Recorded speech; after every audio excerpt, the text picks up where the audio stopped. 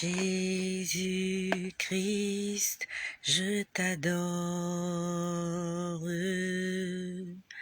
je te donne ma vie, je t'aime tant.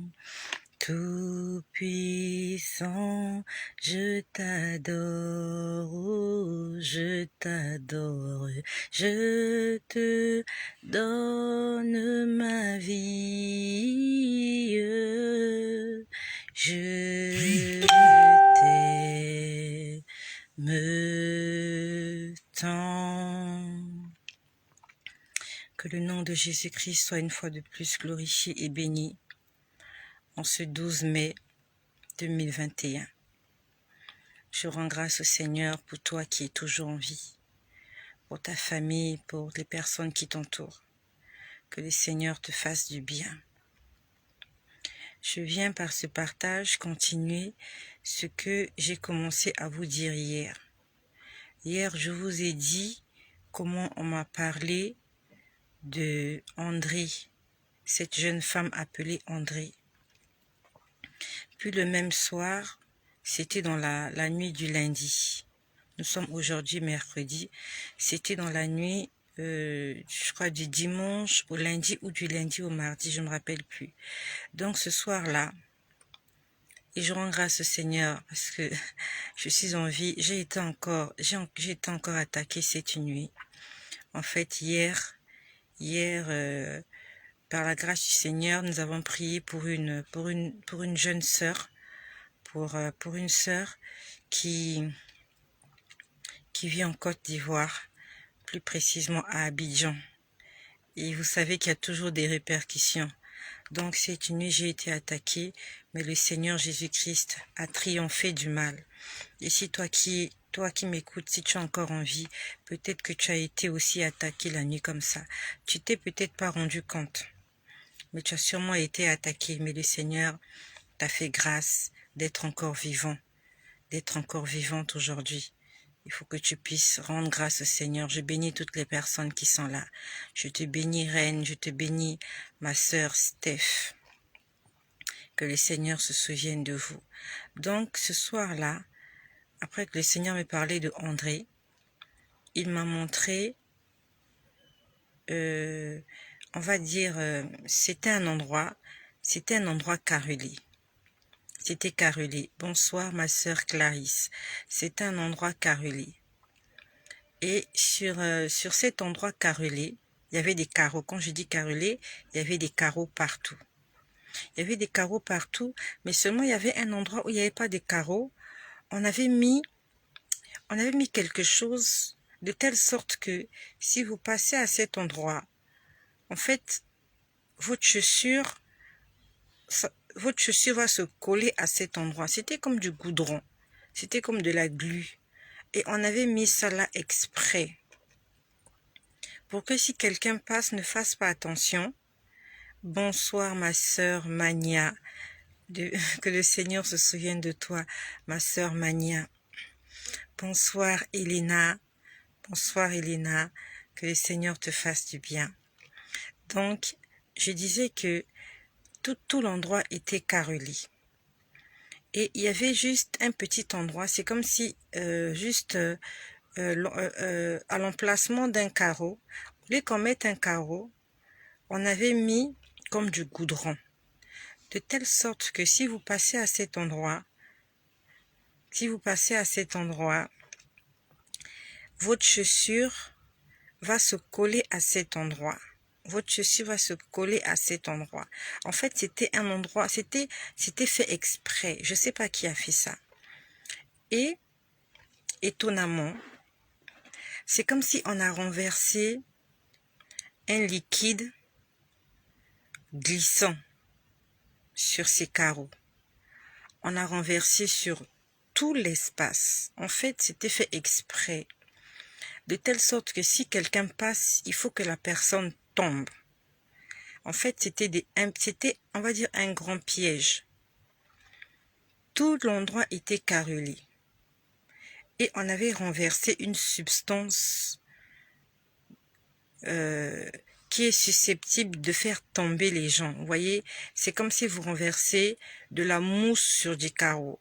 C'est comme si vous renversez du liquide vaisselle sur les carreaux. Si quelqu'un passe et ne fait pas attention, il va tomber. Quand j'ai vu cette image, je n'ai pas compris. Après, le Seigneur m'a montré les jambes de quelqu'un. Je ne sais pas si ce sont les jambes d'un homme ou d'une femme. C'était 2 jambes que j'ai vues. Et cette personne avait des pieds malades. Les pieds étaient enflés, vraiment enflés. C'est comme si la personne avait l'éléphantiasie, je crois que c'est la maladie. Éléphantasia, non, éléphantiasie, je crois. Il y a une maladie comme ça où vous avez des énormes pieds. Et on appelle ça en science éléphantiasie. Donc le Seigneur m'a montré une personne. J'ai pas vu son visage, je n'ai vu que les pieds. Et quand j'ai vu les pieds, j'ai commencé à prier pour cette personne afin que le Seigneur guérisse cette personne là où elle se trouvait. Je ne sais pas exactement de qui il s'agit. Est-ce que toi qui m'écoutes, tu as des problèmes avec tes pieds? Tes 2 pieds, ton pied gauche et ton pied droit sont malades. Ils sont enflés. Et de la façon dont j'ai vu, soit tu n'arrives plus à marcher ou alors tu marches très difficilement. Peut-être que ça ne te concerne pas, peut-être que c'est quelqu'un que tu connais. Peut-être que c'est quelqu'un de ta famille, peut-être que c'est ton voisin. J'aimerais te dire que c'est une maladie surnaturelle. On lui a tendu un piège. Et il est monté ou elle est passée sur ce piège. C'est pour ça que ses pieds ont eu cet état-là. Non seulement ça, pas seulement elle. L'endroit était grand. C'était des pièges qu'on avait mis. Et tout le monde est sûrement passé à cet endroit. Toi, peut-être que tu es passé à cet endroit, rien ne s'est passé, c'est parce que le Seigneur a veillé sur toi. J'aimerais te dire, j'aimerais te rappeler que la maladie ne vient pas de Dieu. Il y a une chose. Soit tu es malade et le Seigneur veut se manifester au travers de ta maladie pour monter ta grandeur, sa grandeur. Soit ce sont tes ennemis qui t'ont envoyé cette maladie pour que tu souffres, pour que tu t'appauvrisses, pour que tu te déprimes, pour que tu te suicides, pour que tu meurs. Et moi, ce que j'ai vu, ce sont des pièges qu'on a tendus. Et on a tendu ça sur un large espace. Il y a des pièges partout sur la planète Terre.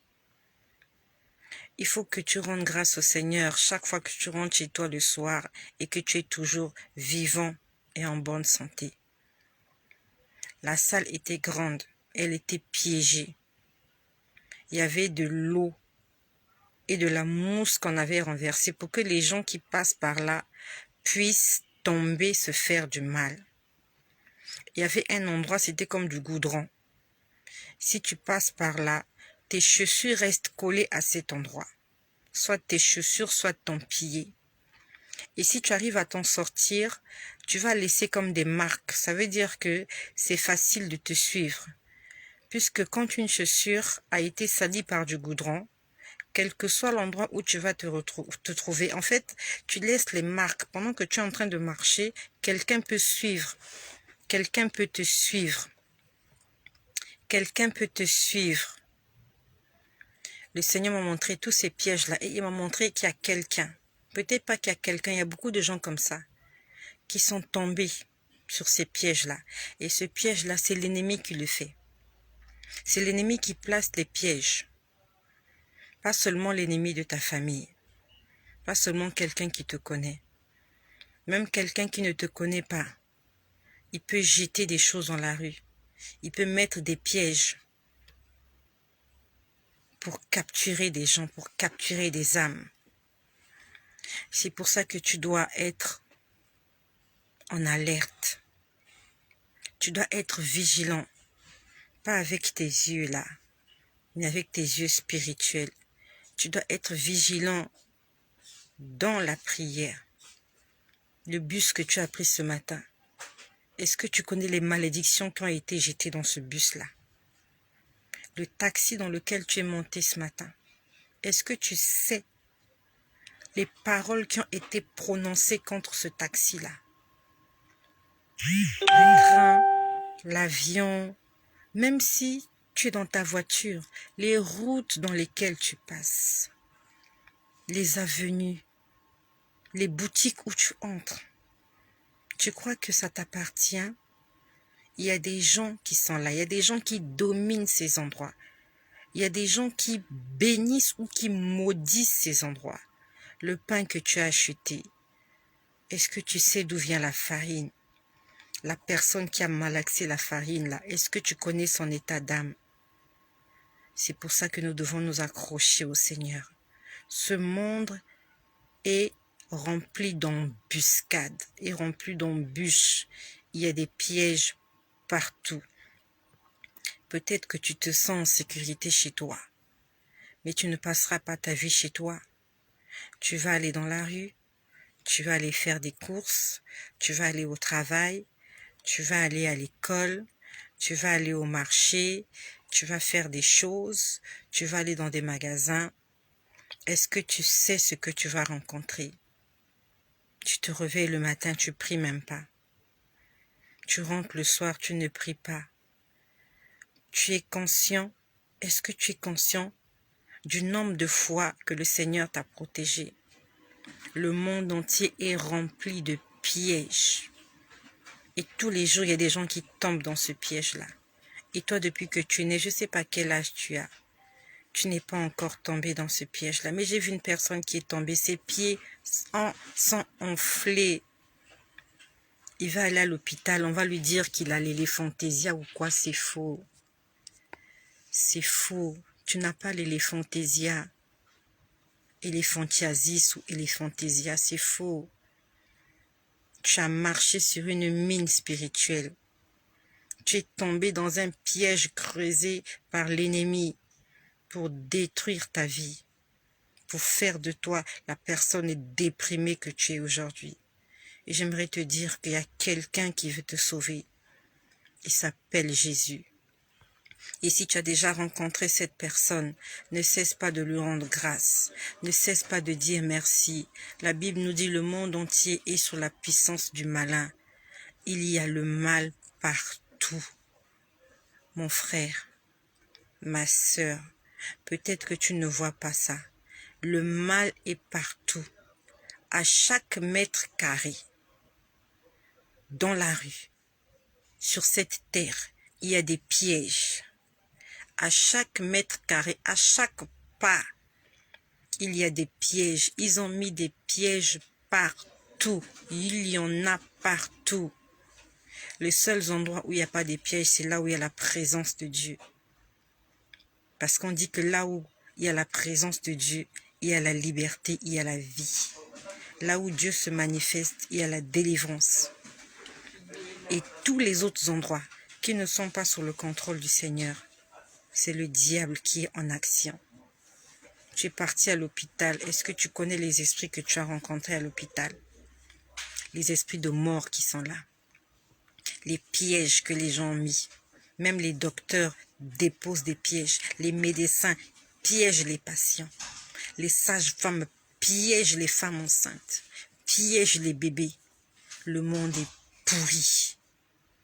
Et si nous voulons vivre dans ce monde-là, si nous voulons nous en sortir sains et saufs, nous devons nous accrocher à celui-là qu'on appelle la vie.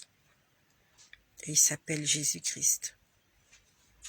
J'aimerais que toi qui es malade, toi à qui appartiennent ces pieds que j'ai vus, je prie que tu puisses recouvrir la guérison. Je prie que tu puisses faire de Jésus-Christ ton Seigneur et ton Sauveur. Que tu fasses de lui ton guide et ton maître. Et quand on parle du maître, ça veut dire qu'il y a un disciple. Quand on parle du maître, ça veut dire qu'il y a un élève.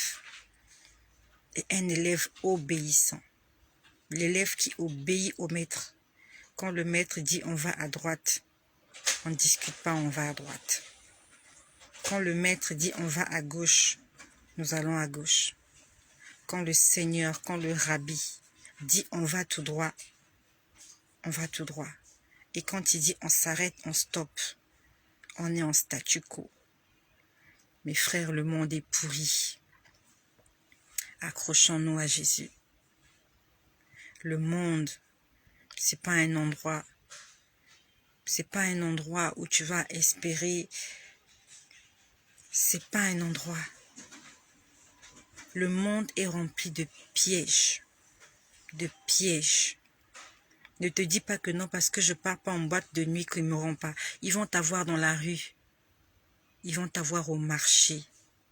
Ils vont t'avoir à l'école de tes enfants. Quand tu vas déposer ton enfant à l'école, là, ils vont déposer un piège juste à l'entrée de l'école. Et tu vas sûrement le piétiner. Tu vas marcher dessus. Ah, peut-être que tu me diras, tu n'as pas d'enfant. Ils t'attendent au supermarché. Ils mettent des pièges au supermarché. Ils mettent des pièges partout. Peut-être que tu me diras que tu n'y as pas. Tu vas pas au supermarché. Tu travailles pas, tu sors pas. Même devant ta maison, il y a des pièges. Il faut marcher avec le Seigneur. Cherche Dieu de tout ton cœur. Sois un enfant fidèle, obéissant à 100%. Ne mélange pas Dieu et les autres choses que tu connais. Ça ne marchera pas. Ça ne marchera pas. Je vous dis que le monde est pourri. Le monde est pourri. Excusez-moi l'expression. Il n'y a rien de bon sur cette terre. Peut-être que tu aimes les voitures, tu aimes les vêtements, tu aimes les chaussures, tu aimes les sacs, tu aimes les parfums. Toutes ces choses vont rester. Il y a quelqu'un comme toi qui aimait aussi les parfums et qui a quitté la terre aujourd'hui.